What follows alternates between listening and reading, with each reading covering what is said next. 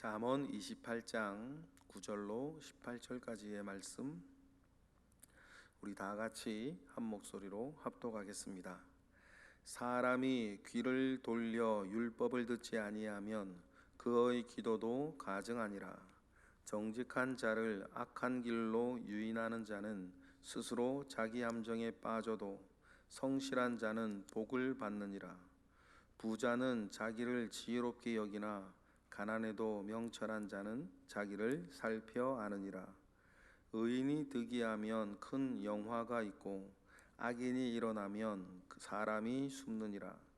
자기의 죄를 숨기는 자는 형통하지 못하나 죄를 자복하고 버리는 자는 불쌍히 여김을 받으리라. 항상 경외하는 자는 복되거니와 마음을 완악하게 하는 자는 재앙에 빠지리라. 가난한 백성을 압제하는 악한 관원은 부지런는 사자와 줄인 곰 같으니라. 무지한 치리자는 포악을 크게 행하거니와 탐욕을 미워하는 자는 장수하리라. 사람의 피를 흘린 자는 함정으로 달려갈 것이니 그를 막지 말지니라. 성실하게 행하는 자는 구원을 받을 것이라. 굽은 길로 행하는 자는 곧 넘어지리라. 아멘. 계속해서 사람에 대한 지혜, 이 땅에는 참 여러 종류의 사람이 있습니다. 사람은 다 똑같아 보이기도 하는데 또 어떻게 보면 사람이 참 많이 다르고 생각도 취향도 기질도 능력도 여러분 참 많이 다릅니다. 그런데 여러분, 그 모든 다름 속에서도 우리가 꼭 기억해야 하는 것은 하나님의 형상으로 지어짐을 얻었다라고 하는 사실을 우리가 잊지 않는 것입니다. 하나님의 형상으로 지어짐을 얻었기 때문에 우리는 인권이라는 것을 하나님의 잇대어서 생각하게 되는 것이고, 사람이 그 능력에 따라, 사람이 그 기질에 따라, 사람이 각자의 입장과 처지에 따라 잘 살고 행복하게 살 수 있도록 우리는 기도하고 돕고, 나도 그렇게 살 수 있도록 노력하고 애를 쓰는 것임을 여러분, 우리는 기억해야 합니다. 그러한 것들이 뒷받침되어지지 아니하는 인권들은 정말 그 진정한 인권이 무엇인지, 인권의 어떤 기초와 틀과 한계가 무엇인지, 방향이 무엇인지를 알지 못한 채 끈 떨어진 연처럼 어디로 날아갈지 모르는 그 인권인 거죠. 지금 우리나라의 여러 세태들을 보아도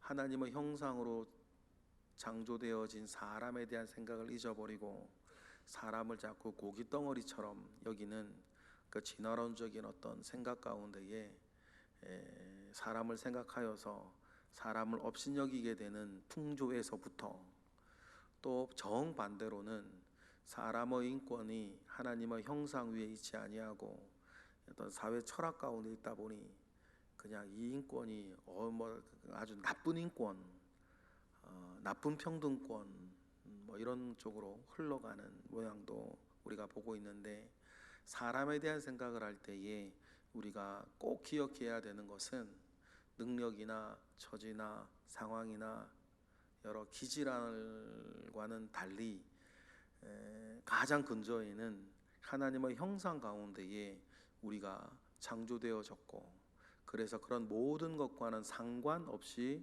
존귀한 사람들인 것을 우리는 꼭 기억하며 살고, 주변 사람들을 대할 때에도 하나님의 형상을 담고 있는 이유, 하나님께서, 우리 주님께서 그를 위해 십자가에 달려 죽으셨다라고 하는 사실들을 기억하고 그를 사랑하고 존중하고 섬기며 살아가는 그 마음이 우리에게 꼭 있어야 될 것입니다.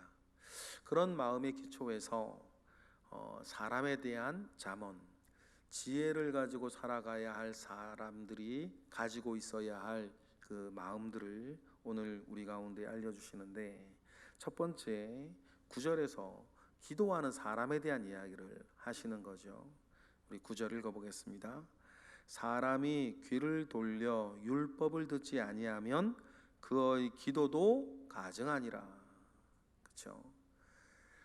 율법의 하나님의 말씀에 귀 기울이지 않고 하나님의 말씀의 지도를 받지 않는데 그 사람이 어떤 욕심이 있고 욕망이 있어서 애를 쓰고 그것을 이루기 위해 기도하면 그 기도조차 뭐다? 기도가 가증하다는 말이 아니고 하나님의 말씀에 귀 기울여지지 않고 있는 욕망이 낳는 기도들은 가증한 것이다 라고 하는 것을 여러분 꼭 기억해야 될 것입니다. 그래서 주님이 말씀하셨죠. 너희가 내 안에 거하고 내 말이 너희 안에 거하면 그리하면 구하고 구하면 이룰 것에 대해서 주님은 말씀하셨어요. 그런데 우리 주님의 어떤 가르침, 주님의 길잡이 속에 있지 아니하는 기도는 그저 자기 욕망을 달래는 자신과 자신의 욕망이 우상이 되어서 이것이 무엇인지도 알지 못하고 하나님의 기뻐하심도 알지 못하고 하나님의 뜻하심도 알지 못하는 채 무작정 쏟아내는 자기 욕심 말이죠. 그러한 기도들에 대해서 잠언은 가증한 기도니라 라고 이야기를 하십니다. 그러면 우리의 기도가 하나님께 드리는 기도가 가증하게 되어지지 아니하려면 뭐요? 늘 귀를 돌려 말씀, 율법을 들으며 주님 말씀하신 그대로예요. 너희가 내 안에 거하고 내 말이 너희 안에 거하면 무엇인지 원하는 대로 구하라 이루리라 말씀하신 그것과 같은 것입니다. 그러니 여러분, 우리의 기도는 다른 여타 거짓 종교들처럼 나의 욕망을 달래고 비는 것이 아니라 우리의 기도의 핵심은 하나님의 뜻을 알고 하나님의 뜻을 행하며 그것이 나의 원하는 소원이 되어지는 여러분 그 길을 우리가 걸어가야 하는 것, 내 중심의 기도가 아니라 하나님 중심의 기도가 되어야 된다는 사실을 우리는 꼭 명심하며 기도를 해야 하겠습니다.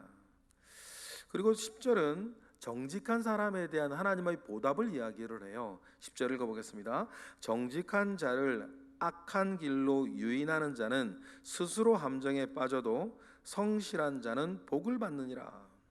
여기서 성실한 자는 흠없는 사람이란 뜻이에요.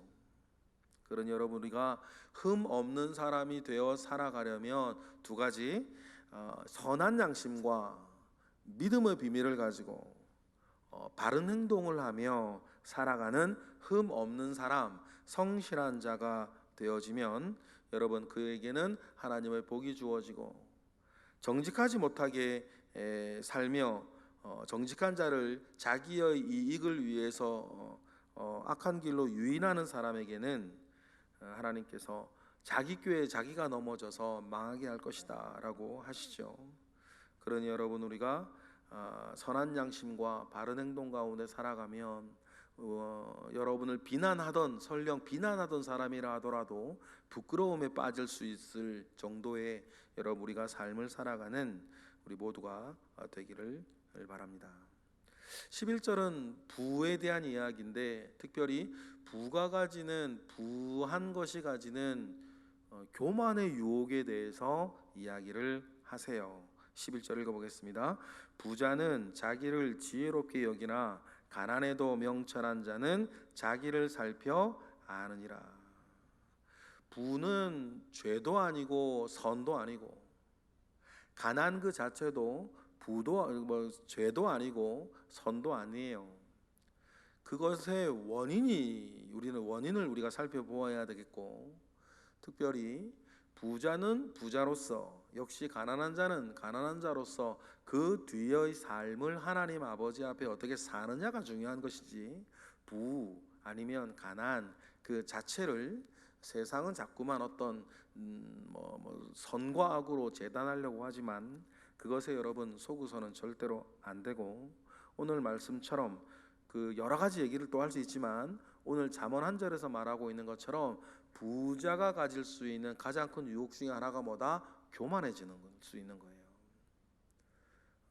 교만해지는 마치 부자로 힘있게 살아가면 자기가 똑똑한 것 같고 자기가 다 아는 것 같고 자기는 다 할 수 있는 것 같고 그 교만 가운데에서 여러 가지를 거침없이 말하고 거침없이 행동을 할 때에 그곳에 뭐는 없어요? 하나님의 은혜나 하나님의 말씀이 자리할 자리는 없어요.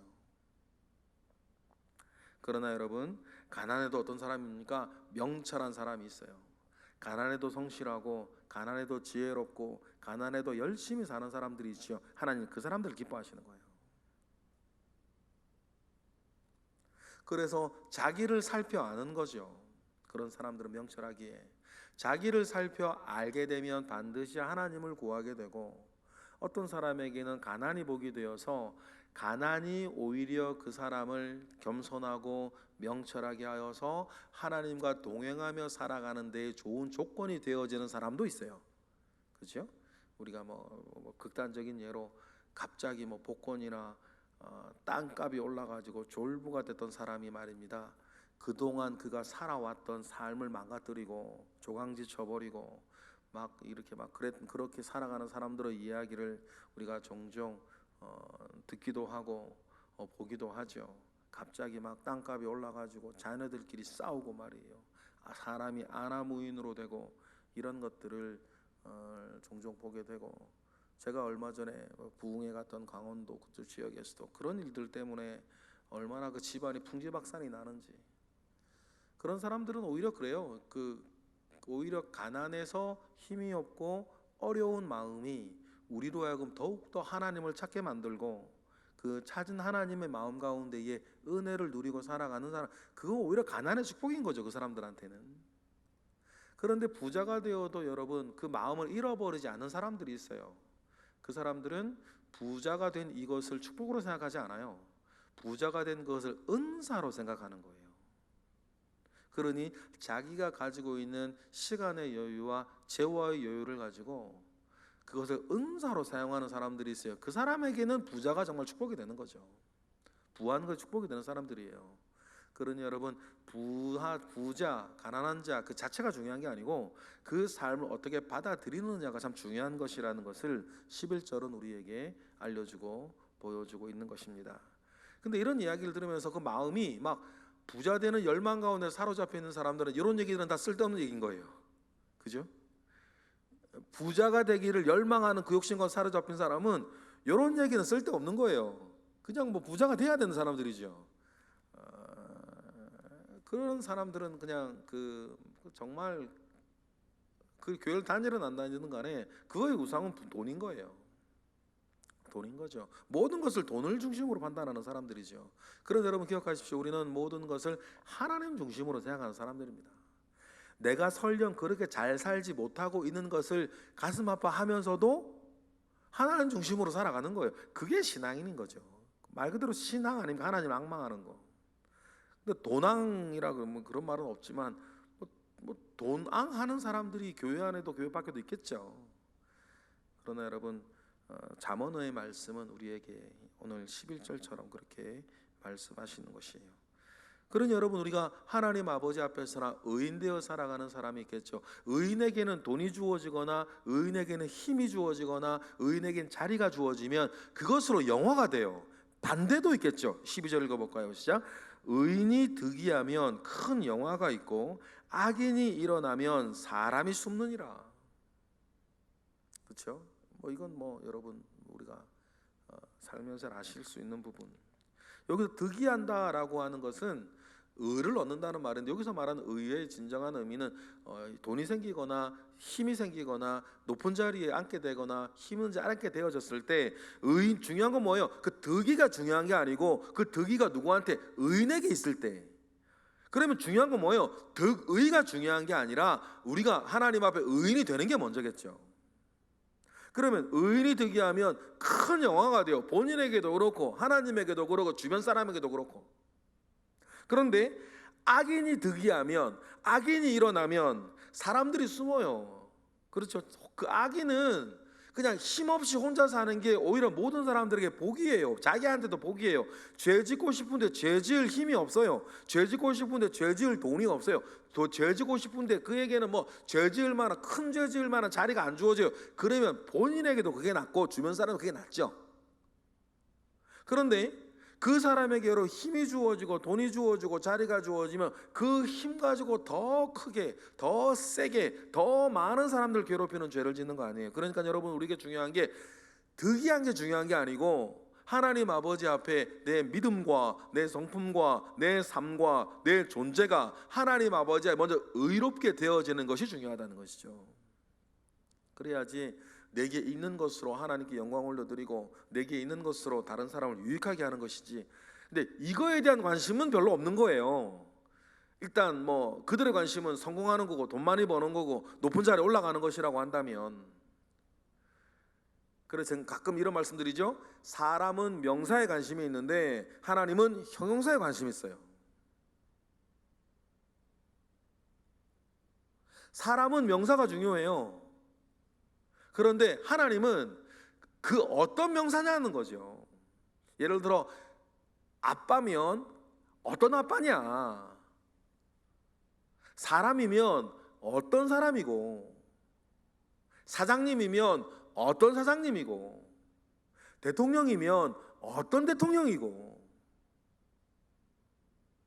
사람은 명사에 관심이 있으나 하나님은 형용사에 관심이 있으시다라고 하는 것을 여러분 꼭 기억하며, 우리는 명사들이 가지고 있으니 남자다, 여자다, 남편이다, 아내다, 어머니다, 아버지다, 뭐 목사님이다, 뭐 장로님이다, 권사님이다, 집사님이다, 뭐 직원이다, 사장이다, 뭐 부장이다, 뭐다 이미 우리는 많은 명사들을 가지고 있어요, 그죠?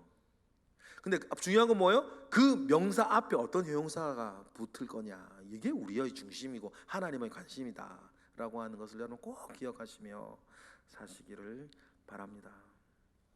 그리고는 그러면서 우리는 살아갈 때에 우리의 부족함들, 우리의 연약함들, 우리의 죄들을 깨닫게 되는데, 그때 제일 중요한 건 뭐다? 죄를 고백하는 거다. 9절 13절 읽어보겠습니다. 시작. 자기의 죄를 숨기는 자는 형통하지 못하나 죄를 자복하고 버리는 자는 불쌍히 여김을 받으리라. 그래서 여러분, 우리가 허물이 발견되어지고 깨달아졌을 때는 제일 중요한 게 죄를 고백하는 것이고, 죄를 고백한 데에는 죄를 고백한 자로서의 합당한 열매를 맺는 것이죠. 이거 죄 고백과 합당한 열매를 합쳐서 뭐라 그래? 그걸 회개라 그러는 거예요. 엄밀하게 말해서 죄 고백과 회개는 조금 다른 개념이죠. 회개라는 큰 틀 안에 죄 고백이 있어요. 죄 고백과 그 합당한 열매를 맺는 것을 우리는 회개라고 하고, 그러니 회개에 합당한 열매를 맺으면 여러 자유함이 있는데 그 가운데에서 또 뭐예요? 많은 사람들이 그를 보살펴주게 될 거다. 진정한 회개를 하는 사람에게는. 그리고 이런 말씀 속에 우리도 진정히 자기를 회개하는 사람에게는 그 사람이 어떤 죄와 허물을 지었던 사람이라 하더라도 그를 용서하고, 그를 또 보살피고, 그를 불쌍히 여기고, 나도 자칫 저렇게 될 수 있다는 것을 기억하고 조심하며 여러분 그렇게 살아가는 것, 그것이 은혜 있는 사람인 것을 우리는 기억을 합니다. 그러려면요, 늘 하나님을 경외하고 그때 성령이 하시는 말씀과 말씀이 우리에게 가르쳐 주시는 그 일들 가운데에 잘난 척하지 아니하고 복종하며 사는 거예요. 여러분, 그 어떤 죄라도 우리도 얼마든지 그 죄에 빠질 수 있습니다. 믿음 생활 잘하고 신앙생활 오래 하신 분들은 진짜 놓치는 부분이 이 부분이에요. 마치 자기가 잘난 것처럼 느껴지는 거죠. 그러나 여러분, 누구라도요 자칫 시험 들 수 있어요. 오죽하면 주기도문에서 시험에 빠지지 않게 기도하라고 주님 그러셨겠어요. 그 기도를 누구한테 가르치셨어요? 처음에 제자들에게 가르치셨어요. 믿지 않는 불신자나 초신자에게 가르치신 게 아니에요. 제자들에게 기도를 가르치실 때에 시험에 빠지지 않도록 기도하라고 말씀하신 것은 그 누구라도 천국 문턱에 있는 사람이라 하더라도 언제든지 누구든지 시험에 빠질 수 있기 때문이에요. 그만큼 연약하기 때문이죠. 그러니 여러분, 우리가 늘 하나님을 경외하며 하나님의 말씀에 귀를 기울이며 다른 사람을 불쌍하게 여기고 나도 언제든지 그렇게 될 수 있다는 것을 기억을 하고 겸손히 살아가는 그런 하나님을 경외하는 사람이 되어야 될 줄로 믿습니다. 그래서 14절 말씀이 우리에게도 자문이 되죠. 읽어보겠습니다. 항상 경외하는 자는 복되거니와 마음을 완악하게 하는 자는 재앙에 빠질 것이다. 항상 경외하는 자, 하나님을 경외하며, 지혜의 근본이죠. 지혜는 듣는 마음이니까 하나님의 말씀을 듣고 하나님의 어떤 조언을 들을 수 있는 그 지혜의 근본이 되는 그것은 여호와를 경외하는 거라 했으니, 그런 사람은 복되는데 마음이 완악하다.